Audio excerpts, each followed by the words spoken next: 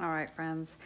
Next weekend, it's not only Valentine's Day, it is also President's Day, where we honor and celebrate our presidents. So we'll take a look at this little book, President's Day. I will also give your teacher a link for a great book on Abraham Lincoln, since he is one of the most favorite presidents. All right, friends, our book is about President's Day. Why we celebrate President's Day.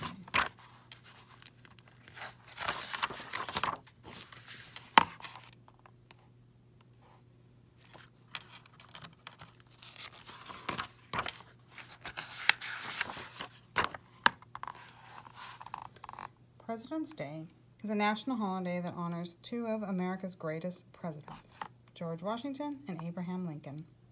Both Washington and Lincoln were born in February. Washington was born on February 22nd, 1732. Lincoln was born on February 12th, 1809. President's Day celebrates both birthdays on the third Monday of each February. It is a legal holiday in most states.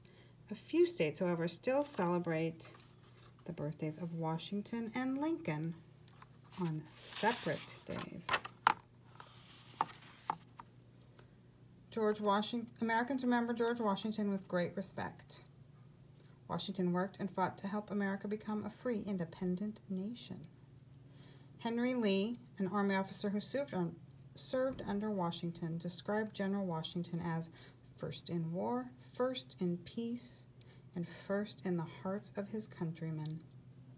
George Washington, America's first president, is often called the father of our country.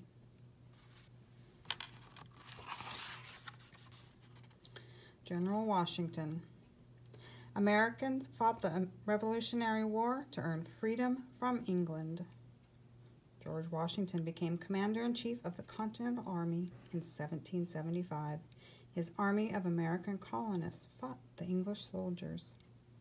George Washington bravely and skillfully led the Continental Army.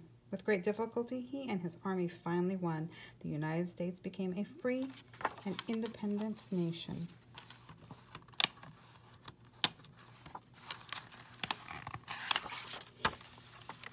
In 1789, George Washington was elected the first president of the United States of America.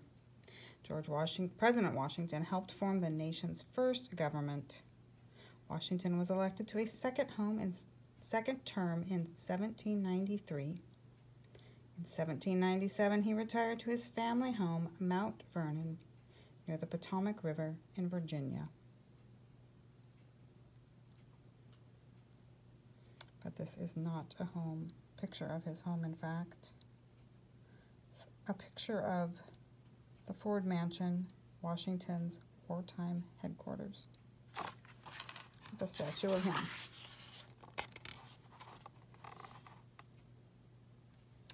This is a picture of Gettysburg. And this is a picture of President Washington's home, Mount Vernon, where he retired to. You can visit it if you're in the Washington, D.C. area. Honoring George Washington. Washington, D.C., the capital of the United States, is named in honor of George Washington. The Washington Monument in Washington, D.C. honors the nation's first president, too. The 550-foot needle-shaped tower is the tallest structure in the capital. Washington is also honored as the only president to have had a state named after him. George Washington is always nearby. His picture is on quarters and $1 bills. Abraham Lincoln was a man of courage and wisdom. He was America's president during a very difficult time, the Civil War of 1861 to 1865. During President Lincoln's time, landowners in America's southern states owned black people as slaves. Most people in the North wanted to abolish or do away with slavery. The southern states felt that their way of life was being threatened by the North, and they decided to break away from the rest of the United States. He formed what was called the Confederacy and even elected their own president. President Lincoln ordered the Army to keep the southern states from breaking away. The states went to war against each other, North against South. During the Civil War, in 1863, Lincoln gave an order that freed all slaves. It was called the Emancipation Proclamation. After 4 years of terrible bloodshed, the South surrendered on April 9, 1865.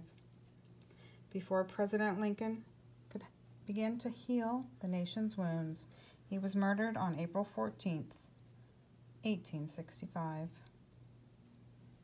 just 5 days after the war ended.